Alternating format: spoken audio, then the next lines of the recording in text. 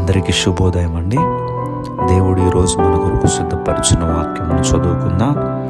ఒకని తల్లి వానిని ఆదరించున్నట్లు నేను మిమ్మల్ని ఆదరించదను. ఒక తల్లి తన బిడ్డను ఎలా ఆదరిస్తుందో మనల్ని దేవుడు అలా ఆదరిస్తారని చెప్తూ ఉన్నారు. మన హృదయమునకు వేదన కలిగినప్పుడు, ఉన్న సమస్యలను బట్టి, కష్టములను బట్టి, ఇబ్బందులను బట్టి ఒక్కొక్క మారు మనకి దుఃఖం కలిగినప్పుడు వెన్నుతట్టే వాళ్ళు ఎవరన్నా మనకున్నట్లయితే అప్పుడు ఎంతో ఆదరణగా ఉంటుంది. చాలామంది వారు కలిగినటువంటి సమస్యలను బట్టి, ఇబ్బందులను బట్టి ఆదరణ లేక కుమిలిపోతున్నటువంటి వ్యక్తులు ఎంతోమంది ఉంటారు. ఇంకొంతమంది వారికి ఎదురైనటువంటి సమస్యలను బట్టి, శోధనను బట్టి, ఇబ్బందులను బట్టి ఎందుకు వచ్చింది బ్రతుకు అని కొంతమంది వారి ప్రాణాలు కూడా తీసుకోవటానికి ఇష్టపడతారు. పేపర్లో చూసినప్పుడు ఇలాంటి వార్తలు మనకు కనిపిస్తూ ఉంటుంటాయి. ఎందుకంటే వారికి ఆదరణ లేకపోతే మనిషి ఎందుకు బ్రతుకు అనుకునేంత పరిస్థితులకు వెళ్ళిపోతాడు. ప్రియ దేవుని బిడ్డలారా, ఈ ఉదయకాల సమయంలో దేవుని వాక్యం మనతో మాట్లాడుతుంది. దేవుడు మనకి ఆదరణ కలుగజేస్తానంటున్నారు. మనల్ని ఆదరించే దేవుడు. దేవుని వాక్యం ఎప్పుడైతే మనం వింటూ ఉంటామో ఈ మాటలు మనల్ని ఆదరిస్తూ ఉంటాయి, మనల్ని ఆదుకుంటాయి. ఆ మాటలు మనల్ని తిరిగి బ్రతికిస్తాయి. అందుకని అంటున్నాడు కదా భక్తుడు, నీ వాక్యమే నన్ను బ్రతికించును, నా బాధలలో నాకు అది నెమ్మదినిస్తుంది. ఆ వాక్యములో శక్తి ఉంది. అందుకని దేవుని మాటలకు మనం ఇంపార్టెన్స్ ఇవ్వాలి, మనం ప్రాముఖ్యత ఇవ్వాలి. ఎప్పుడైతే దేవుని మాటలు వింటూ ఉంటామో ఆ మాటలు మనల్ని ఆదరిస్తాయి.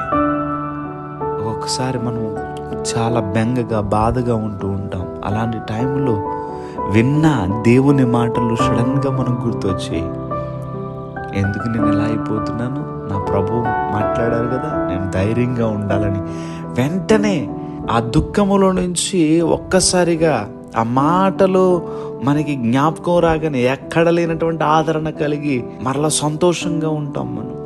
ఎందుకంటే దేవుని మాటలు మనల్ని ఆదరిస్తాయి.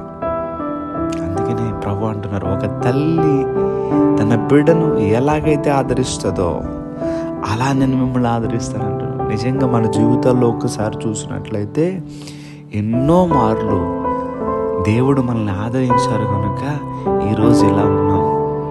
మన జీవితాల్లో చాలాసార్లు ఎవరికి తెలియకుండా ఏడ్చిన క్షణాలు ఉంటాయి. అలాంటి సమయాలలో దేవుడే మనల్ని ఆదరించారు. ఎవరికి చెప్పుకోలేనటువంటి పరిస్థితులు ఉంటూ ఉంటాయి. అలాంటి సమయంలో దేవుడే మనల్ని ఆదరించారు. నిజంగా అనారోగ్యముతో సతమతమవుతూ ఏంటి నా పరిస్థితి అనుకుంటున్నటువంటి సమయంలో దేవుడే మనల్ని ఆదరించారు. భయంకరమైనటువంటి వైరస్ ప్రపంచమంతా గడగడలాడించి అందరూ భయానకమైనటువంటి పరిస్థితుల్లోకి వెళ్ళిపోయినప్పుడు కరోనా కరోనా కరోనా ప్రక్కింటి వారు చనిపోతూ, ఎదురింటి వారు చనిపోతూ, ఏమైపోతుంది నా పరిస్థితి అనే టైంలో దేవుని మాటలే మనల్ని ఆదరించాయి కదా. ఆయన ఆదరణ ఎంత గొప్పది. ఈ ఉదయకాల సమయంలో నువ్వు ఏ విషయాన్ని బట్టి అయినా, ఇంకా నాకు ఉద్యోగం రాలేదు, నాకున్న రుణములు తీరలేదు, ఇంకా నాకున్నటువంటి సమస్యలు ఎప్పుడు తీరుతాయి, ఒక బాధగా బెంగగా ఉంటున్నావేమో, దేవుడినితో మాట్లాడుతున్నారు. ఆదరించే దేవుడు ఉన్నారు నీకు. ఎన్నో పరిస్థితుల్లో గతించిన కాలములో నిన్ను ఆదుకున్నారు. ఇప్పుడు నువ్వు కూడా ఆదుకోగలిగిన గొప్ప దేవుడు. దేవుడి మాటలు దీవించును గాక. దయచేసి ప్రార్థన చేసుకుందాం.